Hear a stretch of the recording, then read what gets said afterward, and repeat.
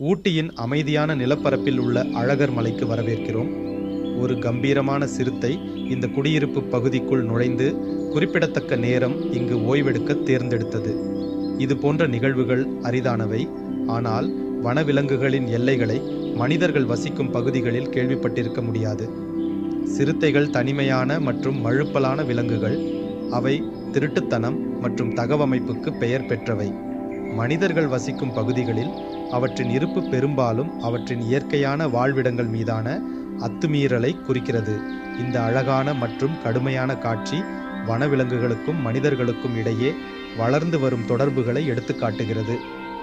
அழகர் மலையானது பல வனவிலங்கு காப்பகங்களுக்கு அருகில் அமைந்துள்ளது.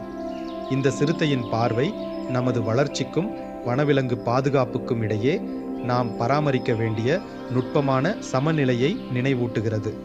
குடியிருப்புகளுக்கு இது ஒரு கலவையான உணர்ச்சிகளால் நிறைந்த ஒரு நாள். காட்டுச் சிறுத்தையுடன் நெருங்கிய சந்திப்பை பார்த்து வியப்பு மற்றும் பாதுகாப்பு பற்றிய கவலை. வனவிலங்கு நிபுணர்கள் பாதுகாப்பான தூரத்தை பராமரிக்கவும் இது போன்ற சூழ்நிலைகளில் உடனடியாக அதிகாரிகளுக்கு அறிவிக்கவும் அறிவுறுத்துகிறார்கள்.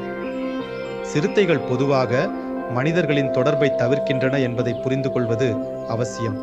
அவை பெரும்பாலும் உணவு தேடியோ அல்லது வசிப்பிட இழப்பின் காரணமாகவோ குடியிருப்பு பகுதிகளுக்குள் நுழைகின்றன. இந்த சிறுத்தை அதன் இயற்கையான சூழலுக்கு பாதுகாப்பாக திரும்புவதை கண்காணித்து உறுதி செய்யும் முயற்சிகள் நடந்து வருகின்றன. அழகர் மலையில் நடந்த இந்த அசாதாரண சந்திப்பு வனவிலங்கு பாதுகாப்பு மற்றும் சகவாழ்வின் முக்கியத்துவத்தை நமக்கு நினைவூட்டுகிறது.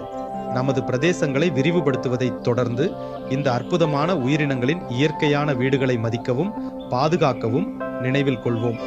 இந்த வீடியோவை நீங்கள் ரசித்திருந்தால் மேலும் அற்புதமான வனவிலங்கு கதைகளுக்கு லைக் செய்யவும், பகிரவும் மற்றும் குழு சேரவும்.